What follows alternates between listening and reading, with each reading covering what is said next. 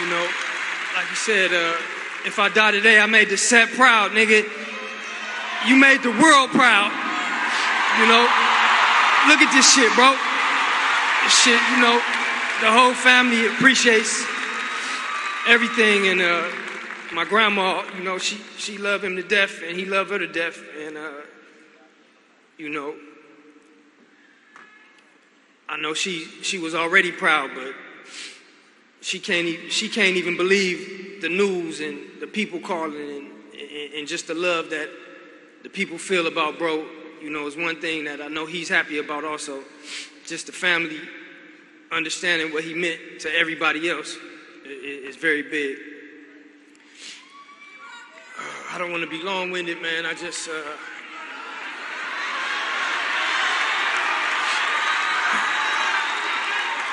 you know, maybe I'll tell you some things maybe you didn't know about Nip, man.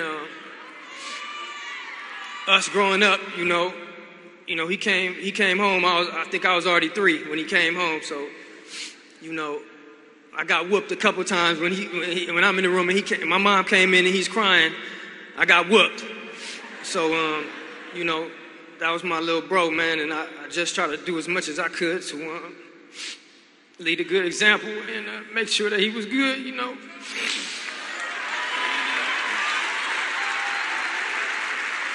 You know, I hope you know I loved him and I was proud of him, and you know, I know he loved me, man, and many a times, you know, growing up, remember the first time I got into it, I mean, we was fighting all the time, but the first time I got into a fight and got knocked out, man, it was on 60th, and I got knocked unconscious, and as I'm waking up, you know, Nip, younger than me, is pushing the guy, fighting him down the block. You know, I jump back up and run up, but you know, I just knew, you know, I always knew, but I said, all right, you know, bro held it down when I was out, so for sure, you know. And he was like that at all times, man, just growing up. You know, we had a little crew on 60th Street, and we would try to hustle up money, water lawns, shovel the neighbors' dog shit in the back, wash cars, for whatever we could get. And we would work hard all day, and it seemed Nip would just put in 10 minutes and come back with $200-300, and we couldn't believe the shit. We like, man, I've been working 12 hours for $15, and you can hit the block with $200. You know, he always had a scheme. He was always so intelligent and charismatic, and as you can see in the pictures and the slideshows, man, he always had a bright smile on his face, and you know, he walked in the room and he was he took over the room, he took control of the room, and just positive, you know, people came to him since a young age. Even when we first had this first shop, Sloss and Tees, me and Fats and Nip, you know, Adam. We used to always say, soon as Nip pull up, you know, we didn't want all the homies hanging out in the front. You know, soon as Nip pull up, he's there for 10 seconds. I don't know, phone calls is being made, the whole hood is there. It's 100 niggas in the front, 20 guns, and, you know, we just knew that about Nip, man. He just, he attracted people. People were attracted to Nip, and, you know, he always was positive. And I think he just inspired a lot of people, man. So that's one of the things. I got so many stories, man. Nip built our first computer. My grandfather really bought our first computer. We ended up breaking it, throwing it away. And then as we got older, when we wanted a computer, Nip would come home from school with a backpack full of computer parts. And we shared a room. And you know, we shared bunk beds. You know, I was a little older, OCD. I used to, you know, hey, we cleaning up today. He would get pissed off. Like, you ain't going nowhere. You helping me clean the room. And he brought these computer parts. And I'm like, man, we can't keep these in this room. He's like, nah, I'm going to build a computer. I'm like, man, if you don't get out of here, man. He's like 12 years old. I'm like, man, a computer back then to me was like rocket scientist. So I'm like, there's no way. Get this shit out of here. And he came back the next day with another piece of a computer. Came back took him about a week, maybe 2 weeks, and we just had all computer parts, loose parts on the floor. And he went to a computer auction and bought a case and bought a power supply. And I came home one day, he had the magazine that my grandfather had bought, computer magazines, and he had the computer and it was working, and he turned it on, and I could not believe this. He had built the computer and it was working.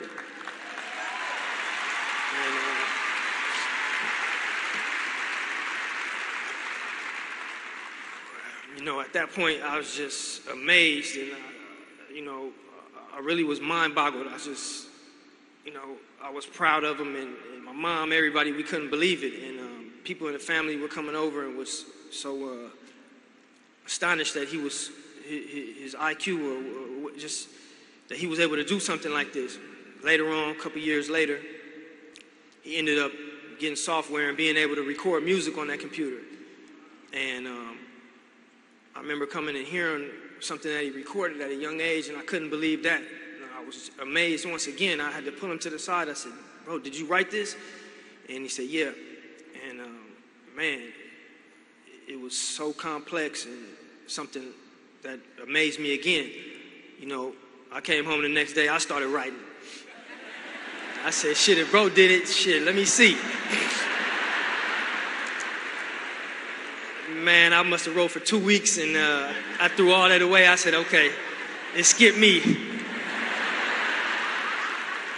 This is a real story. So I told him from there, "You're special, just whatever I can do, we believe." And moving fast forward, and as he became, a teenager, 16, 17, 18, I'm seeing the route, and I try to do as much as I could to,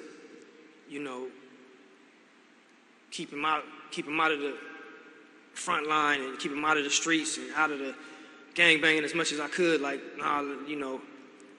it really was nothing I could do. And only thing that, while I'm trying to get money and hustling, I was in my head like, only thing we may be able to do is help get this music career going, because I felt that was the only avenue, and that was the only thing he wanted to move toward. And I remember one of my goals was just anything I could do to help finance or help match him with, or put my head together with, that was going to be one of my goals. So to see where he took it, and just trying to make something legit for him to have, he ended up actually making something legit for me to have, and for us to have something legit, something inspirational to attach ourselves to, and not have to be doing something illegal, or just to see the things that he did, the music, the people that he inspired, us having the shop, people coming from all over the world, man. I said, tell him it's mind-boggling, man. It's like the Field of Dreams, he built something, and the people are coming, paying homage like a Mecca. They coming from all over the world, all over the country. And, it's something so special. And, I was talking to him, and we were so heartbroken that Fats wasn't around to see the album come out. So I just couldn't understand how, after all this, bro, go out like this, man. It just really don't make sense. Really don't make sense. And,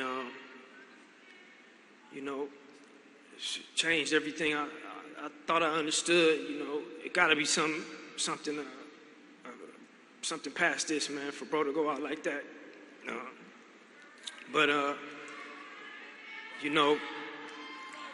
Last thing I'm going to say is, I'm proud of bro. He always looked out, and always wanted other people to go. It wasn't just about him getting there. He'd been fly since a young age. It wasn't about that. It was about bringing it back and inspiring and building, and he had so many plans, and he had so many people that he wanted to involve in his plans, and it was getting there. We bought the lot, man, but I don't know how we did it,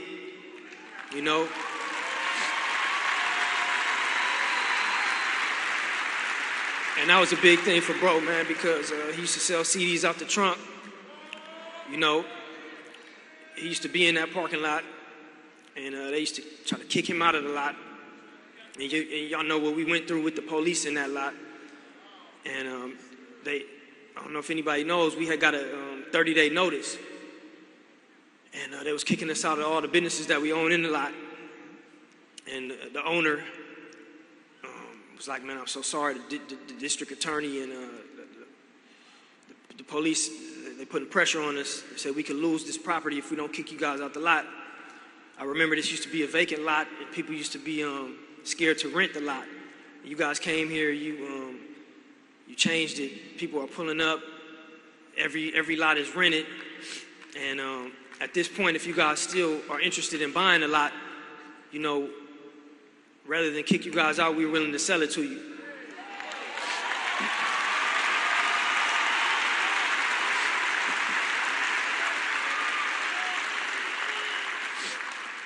So at this point, man, we was all broke. Nip had money invested everywhere, and we shook hands and said we do want to buy the lot. We didn't know how we was gonna do it, honestly.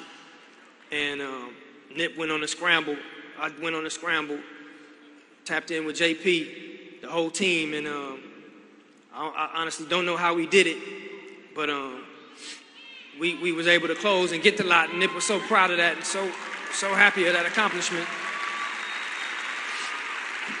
I don't drink, man, but I went ahead and took a shot with bro for that, man. That and when the album came out, just even the Victory Lap album coming out, man, Nip said he was gonna do it. And that was so important for his debut album to finally really come out. And, I'm just so happy that the album was able to come out and he was able to do what he said he was going to do. A lot of people thought coming up and when he first got signed, he was going to get some money and leave. Like he said, they didn't have a fucking clue. You know what I mean? They had no clue of what he really was going to do. And, come on. Yeah, I want everybody to know, man, Nip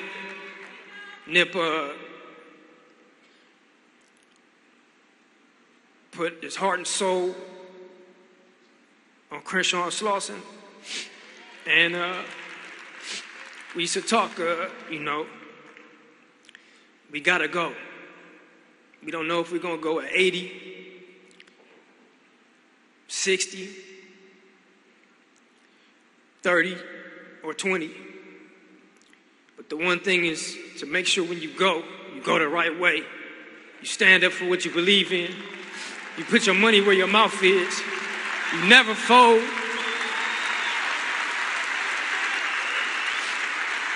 You never let the pressure sway you from doing what you want to do. You never let anything, the politics, stop you from coming around and staying around. And I hope everybody knows that that's what bro did. Bro stayed and he died on Crenshaw and Slauson. And everybody who showed love, even the ones who didn't, Nip had nothing but love and respect and humbleness. And that's what I want to leave, man. I love him. And I hope I didn't leave anything out, man.